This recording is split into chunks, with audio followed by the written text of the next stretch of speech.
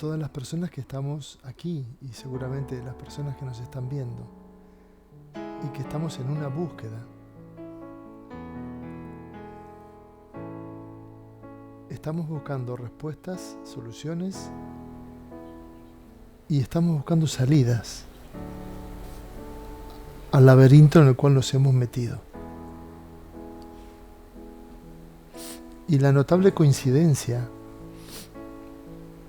es que los sentidos están implicados en la creación del laberinto, del problema, de la pregunta. Y también están implicados en la obtención de las respuestas, de las soluciones, de las salidas.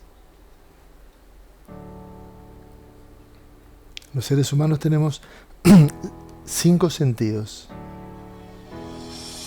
hacia afuera. Hay 2 que están relacionados esencialmente con el instinto.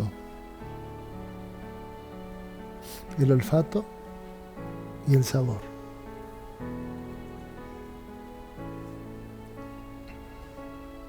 Y hay otros 3 que están mucho más relacionados con la conciencia, que es el oído, el tacto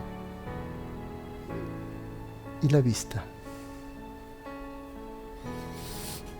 Están más afuera. Están más adentro. El sabor y el olfato son más esenciales. Sabes que sabor y saber provienen de la misma raíz. Para saber algo, y esto lo puedes ver en los niños para poder conocer algo, se lo llevan a la boca, o lo huelen o ahí saben de qué va. Pasa con los animales también. Es instintivo. Pero para poder tener una cosmovisión del entorno, están los ojos, los oídos y el tacto. Y estos 3 portales hacia afuera son las 3 puertas por la cual entra toda la información que produce el trauma humano. Lo que escuchamos, cómo nos tocan y cómo nos miran.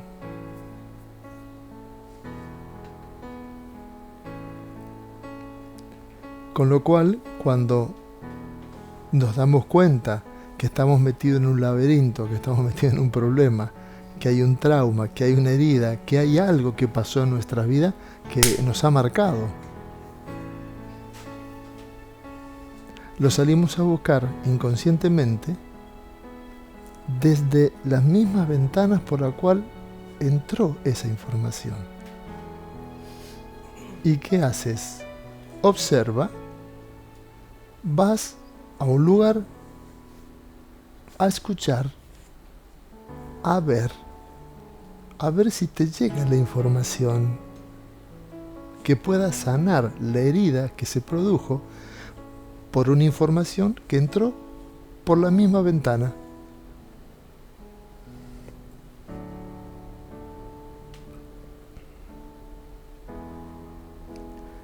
Compras libros para leer,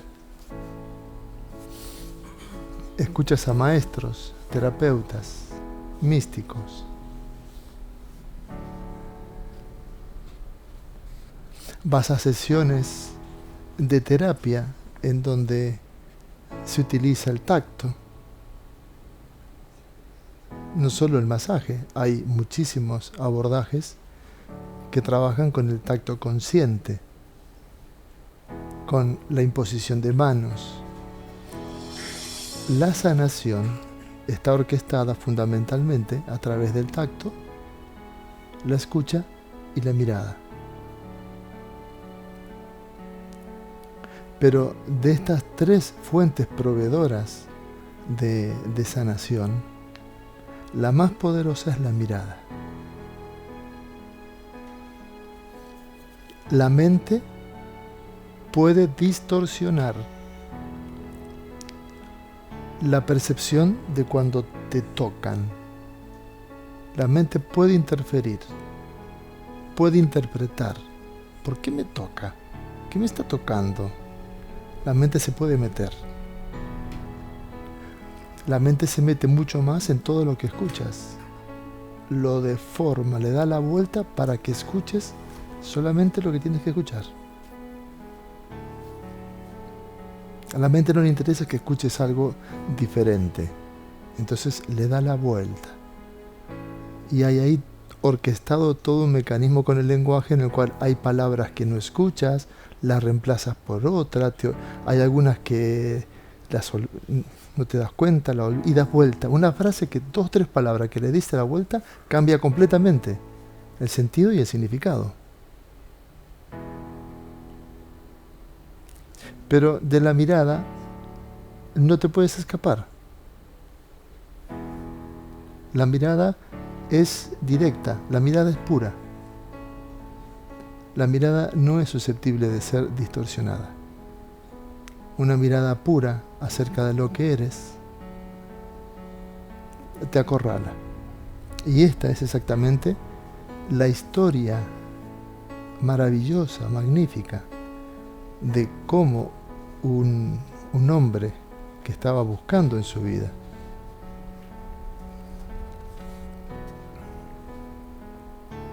se encontró de repente, no con un maestro,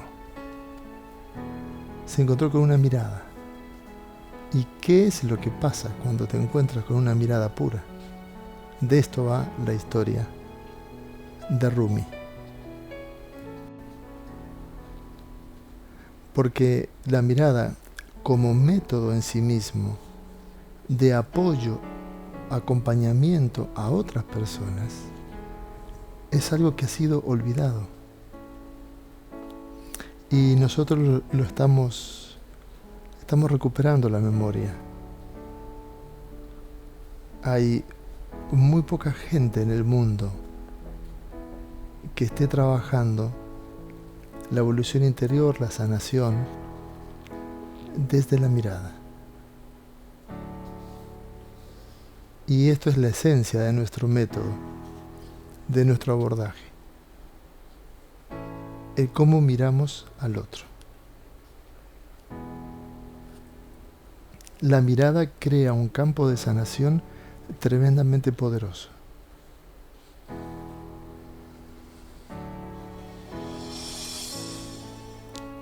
Pero es tremendamente confrontador porque no es lo normal, no es lo que se ve, no es lo que se enseña. ¿En qué escuela, en qué universidad puedes ir a aprender o a que te enseñen cómo mirar al otro? Esto no existe. Es una gran maestría. Limpiar la mirada y que a través de la mirada se transmita pureza e inocencia.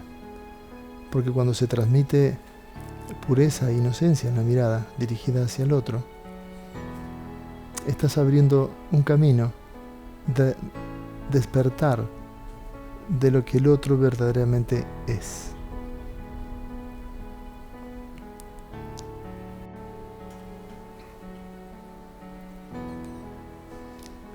La pregunta que yo quisiera hacer a modo de cierre, entonces, es ¿cómo has sido mirado cuando eras pequeño, cuando eras pequeña? ¿Cómo te miraron?